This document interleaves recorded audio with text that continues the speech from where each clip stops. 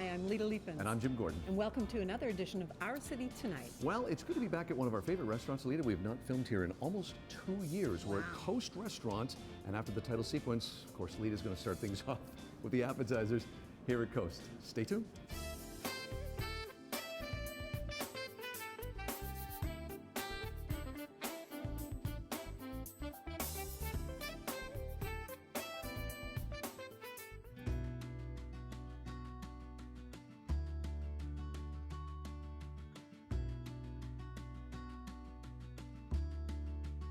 Sushi as a food gained a lot of popularity in the late 80s into the 90s, and all the great restaurants had some semblance of sushi available on the menu.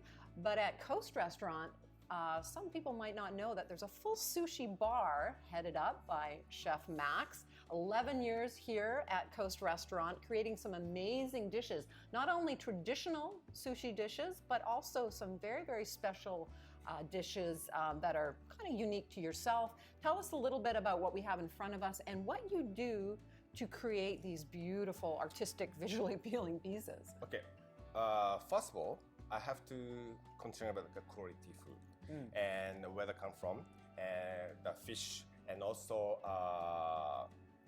the product, which is from which country, and like even fish and even the rice and the vinegar.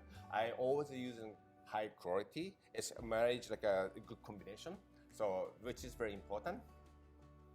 So then like even sushi items which is come up, all feedback, and also I have talked to server and what people like it, and always I get feedback and then idea, and then came up this kind of menu.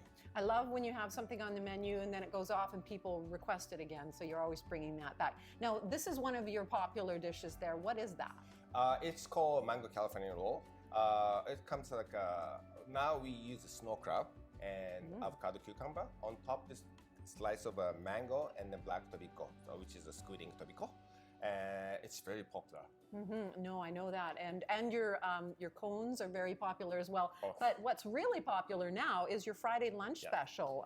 Describe this bowl in front of me. Okay, that's the Friday sushi special. It comes ahi tuna, that's ahi tuna, and mango, cucumber, avocado on the rice, and some drizzle like a bonito flake. It's very popular. I don't know, it's so many we sell it. You should come. Well, it's a great price too. All your lunch specials are $15, and it's great. It's a quick in and out, and you get really delicious, healthy food. Now, you also have the new menu that is out now with one octopus dish that I can't wait to try. And you've got some great ideas here. You're always bringing unique dishes to the table, and I know that you also do little special requests if there is time, if it's not super busy. So I encourage people to come over, meet Max in his special sushi room, and thanks for spending time with us today, Max. Thank you really for having me. Always, I always welcome to people comes. And we're going to be back with Chef Brad trying some of the main courses here at Coast, and I'm going to invite Jim along for that. Thank you. Thanks, Max.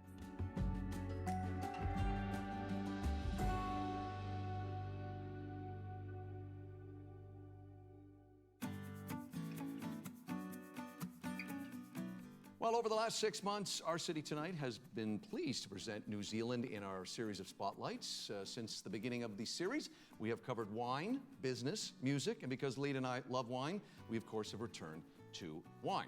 In this latest segment, we're welcoming Dave Roper. He is the senior Auckland winemaker for Villa Maria Estates. He is coming to us via Skype, of course, from that wonderful city that Lita and I love, Auckland, New Zealand. Dave, welcome to Our City Tonight. Hi, Jim, Lita. Lovely to see you. Good to be here. Canadians certainly love New Zealand wine, and Villa Maria makes some beautiful wines, in particular Sauvignon Blanc. Can you tell us the reasons why we love that wine so much, Dave?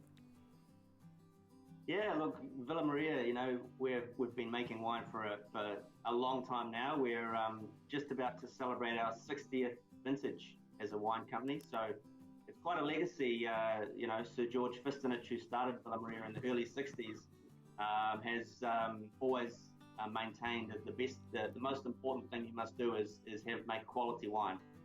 So I think the success that we've seen and the quality that we've seen, particularly from our Sauvignon Blancs over the long period, is attributed to the longevity that we've seen and George's ability to select great sites and employ great people, great winemakers, and great viticulturists to look after the land. Dave, part of the task, our job today is to let viewers know that enjoy your Sauv Blanc, that hey, there are some other options. Now you've got a couple of Sauv Blancs there. Talk a bit about what you've got in front of you. Yeah, absolutely.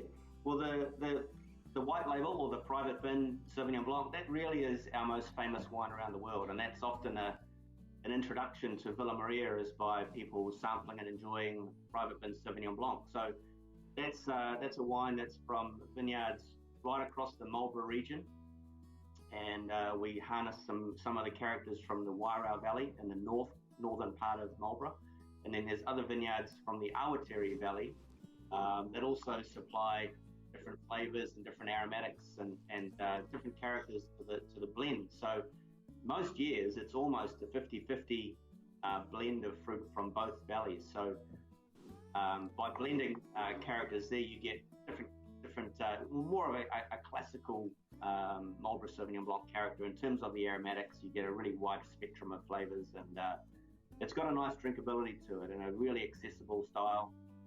It's dry in style, and so in that classical Marlborough intensity that you see in the nose and the taste really comes through in the wine. So that's, I think, why it's become so popular, and it's often a go-to Sauvignon Blanc for so many drinkers. Now, there's degrees of Sauvignon Blancs. We've got friends that'll say they'll never pay more than $20 for Sauvignon Blanc, a New Zealand Sauvignon Blanc. There's premium and there's reserves wines. Can you give us the reasons why we'd want to go and purchase a little bit over, maybe for special occasions? What would be the big difference there? Yeah, that's a good question. I mean, I think a lot of Sauvignon Blancs do fit that great, easy, accessible price point, and that's why they are so easy to enjoy, partly. But like every wine, I think as soon as you start perhaps paying $3, $4, $5 more, and you try the more premium example, you do see the quality difference. So what we have here is our black label, Villa Maria Wairau Reserve Sauvignon Blanc, and that's really shows you what high quality, I'd call it a serious style Sauvignon Blanc. And by that I mean it's got more texture, it's got more complexity, it's a richer style wine, and I guess you'd say it has a few more layers to it, more going on, and it's kind of like an occasion wine. I think the private bin style wine is a wine that's every day, every occasion. Whereas these premium style Sauvignon Blancs, they're really designed specifically to go with food, and you want to impress somebody, you're going to show them this wine. One of the things that Lead and I have learned over the series of wine segments from New Zealand is that we both said the very first one that we all know Sauv Blanc, but really my knowledge was kind of limited on your other wines. Let's move quickly into some other great wines you make, which we have both become fans of. Because we've been sampling them with these segments, and that's Chardonnay. Yeah, look, Chardonnay is a variety that grows incredibly well in New Zealand. Sauvignon Blanc's definitely the hero variety, and it's what's put New Zealand on the map.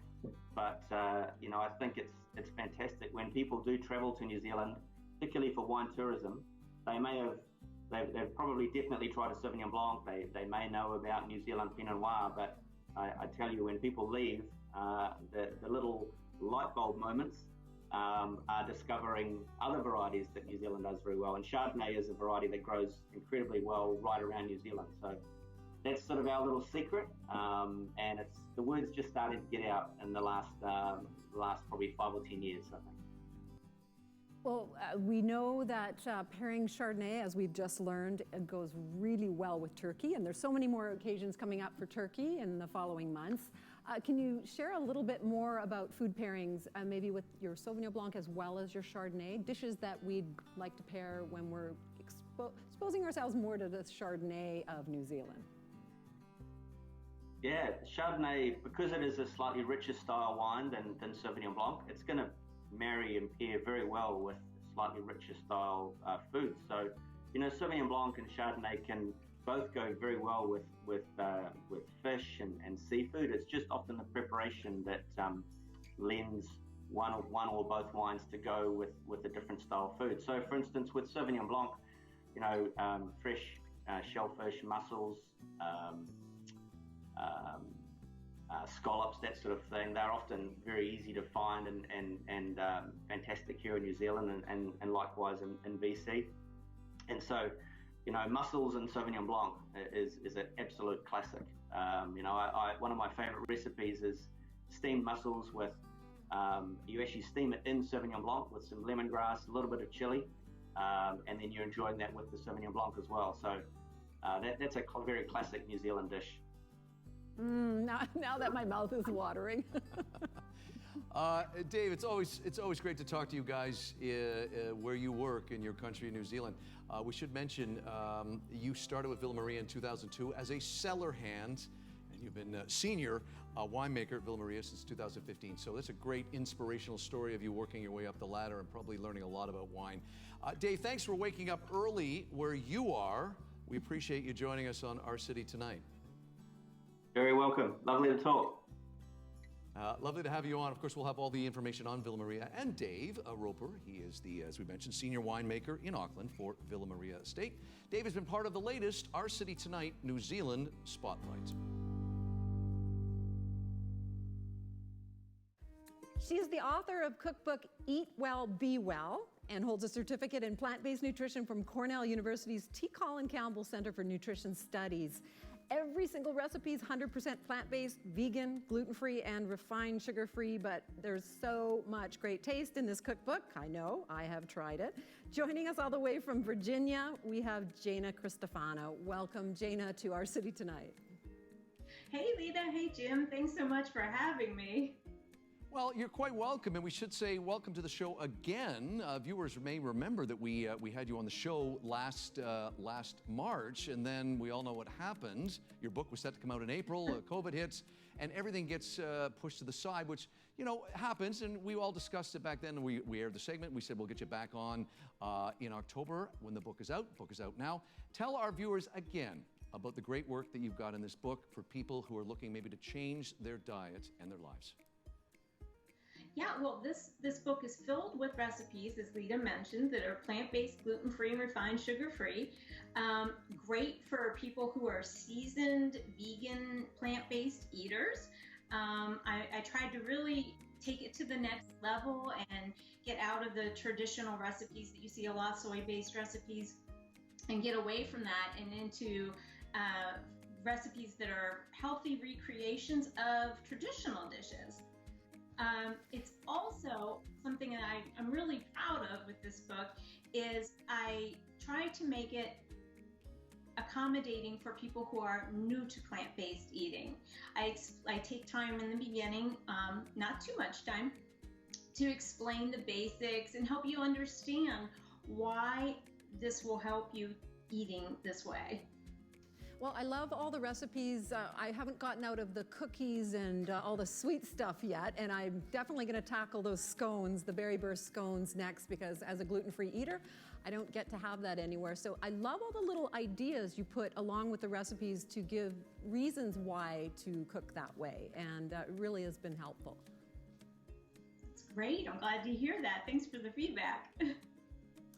Jana, I think one of the things that we've all discussed before, you were here just about a year ago seeing Vancouver for the first time, and we were having dinner, the three of us, talking about how difficult it is and how intimidating it can be for people saying, I want to change my diet, I want to feel better, but there's the intimidation factor, and one of the things that you really try to do is let people know, hey, it's not going to be that intimidating, you just need to educate yourself a little bit, right?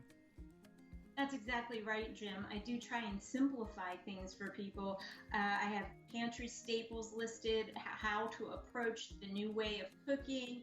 And from a philosophical standpoint, my philosophy is progress, not perfection. So, just start trying. Find plant-based ingredients that you think will be appealing to your palate, and pick out the recipes that have some of them and start making them. And the more you get comfortable, the more your palate will change. And before you know it, you'll be saying bye-bye to all the bad stuff. And Jana, your website, Nutritionicity, I got it right that time. Tell us the origin of that as we wrap up here. Well, I started Nutritionicity several years ago when I had embarked on the journey of transitioning to a plant-based and gluten-free diet myself. And I got so much feedback from people saying, hey, can I have the recipes? I thought, well, okay, let me put them out there. And it turned into a place where, as we discussed, I wanted to make it simple for people. So it's nutrition and simplicity put together is Nutritionicity, where hopefully I explain things and it's a welcoming environment. People don't feel like they're going to be judged. Go at your own pace. It's your journey. Do it in a way that's comfortable for you.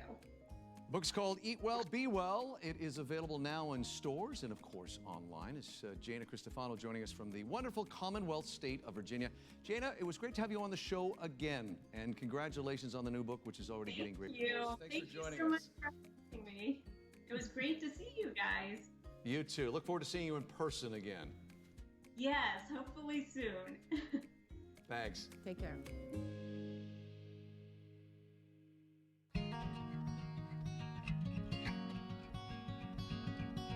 Well, we're back here at Coast Restaurant. We've moved into the main dining area, and I've been allowed to join, which is nice. We're joined by Chef Brad, who makes things run here.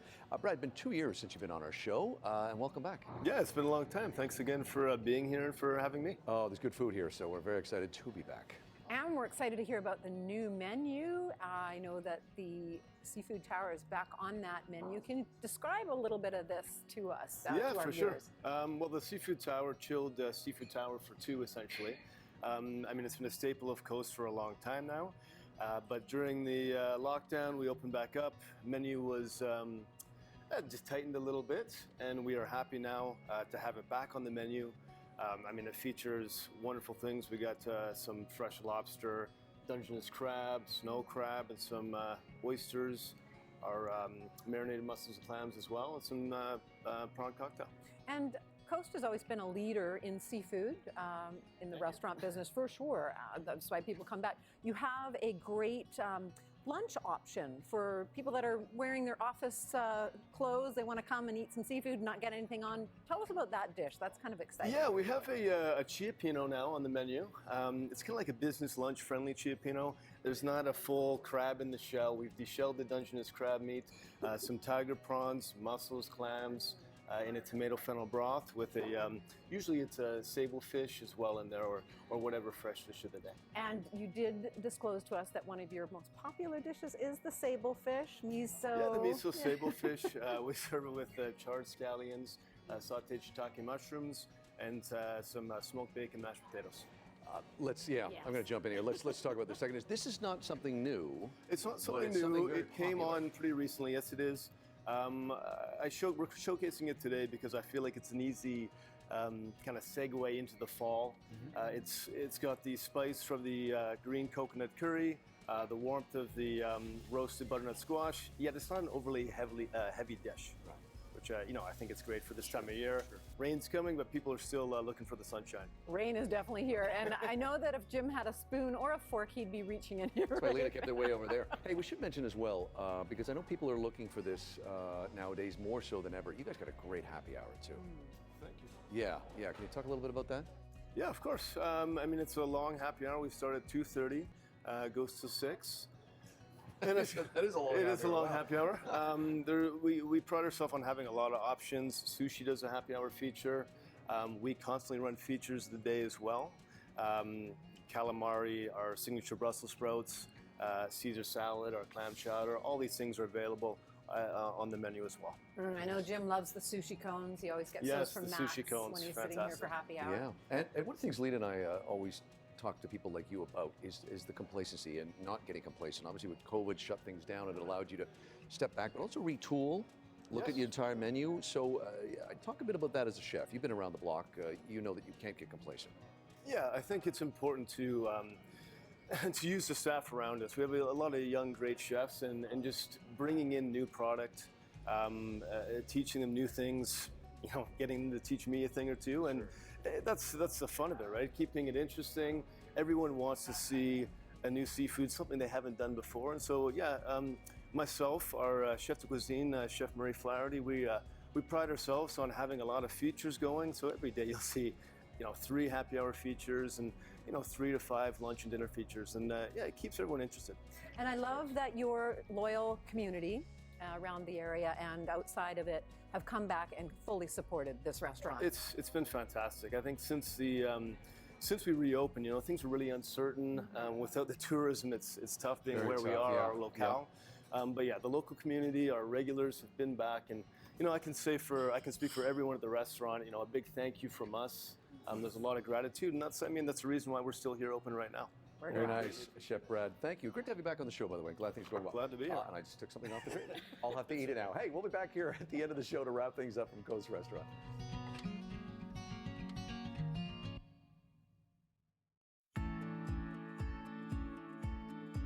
Well, our latest Inside Business segment brings us to Richmond, BC, and we're joined by Alan Chan. He is the Managing Director of Chislon Development Corporation. He is also the Vice Chairman and on the Board of Advisors for Icon BC Business Association. We will get to that in just a moment. First, welcome to our city tonight. Thanks for having me.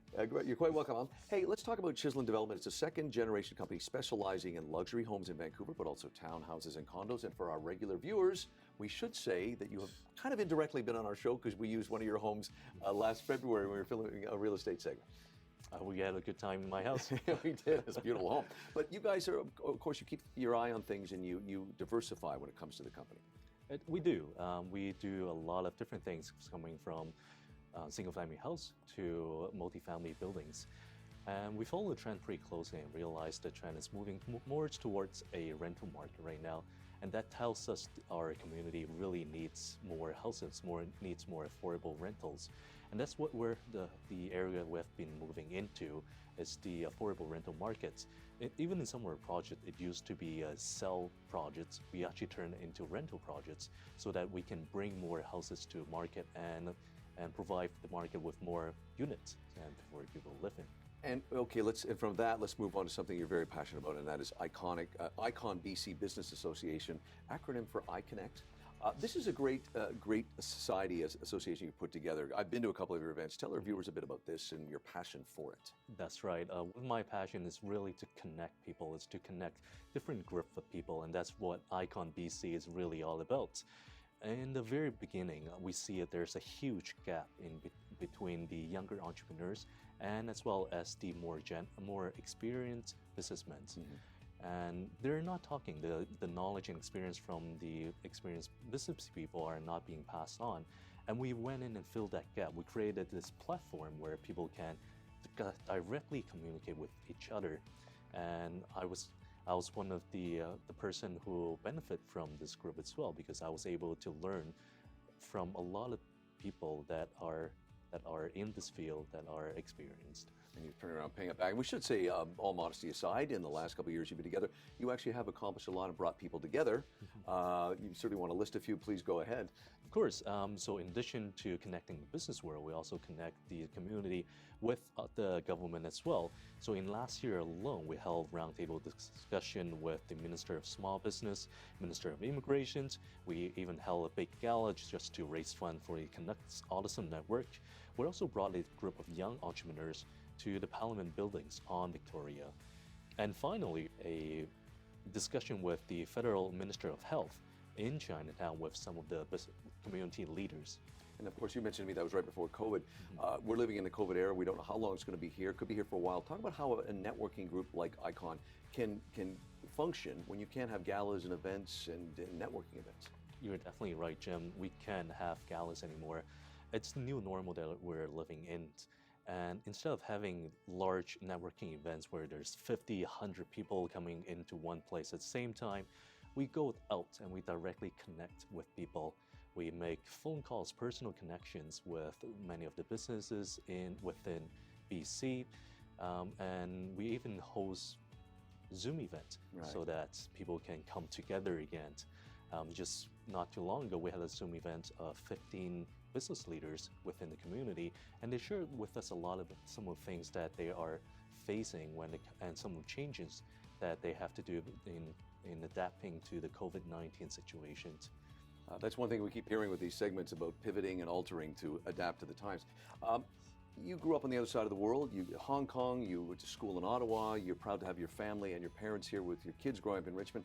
You're very passionate about diversity and diversification. In the few seconds we have left, talk a bit about some segments that you're going to be helping us produce, and it's all about diversification.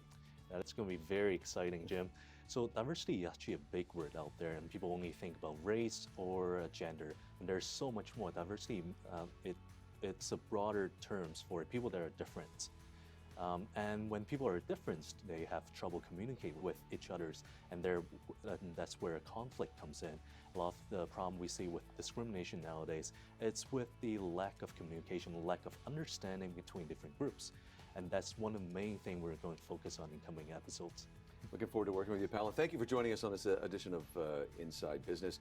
All Alan's details in the closing credits. He is the Managing Director of Chisholm Development Corporation, Vice Chairman, and on the Board of Advisors for ICON BC Business Association. Thanks for joining us, Alan. Great to be on here.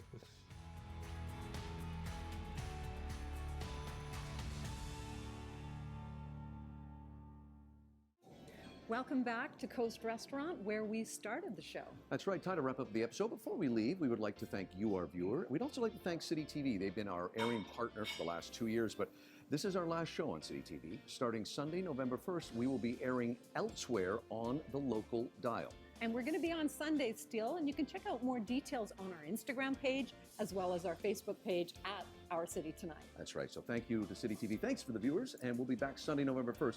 Check the local listings. I'm Jim Gordon. And I'm Lita Leapins. We'll see you on the next edition of Our City Tonight.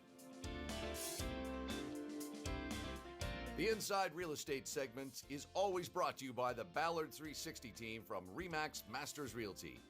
Mark and Kaylee bring sage wisdom and youthful energy to all their customers' real estate needs. Outdoor wear for Jim and Lita provided by Helly Hansen, alive since 1877. Youngblood Mineral Cosmetics provided by Soluzione Spa Products.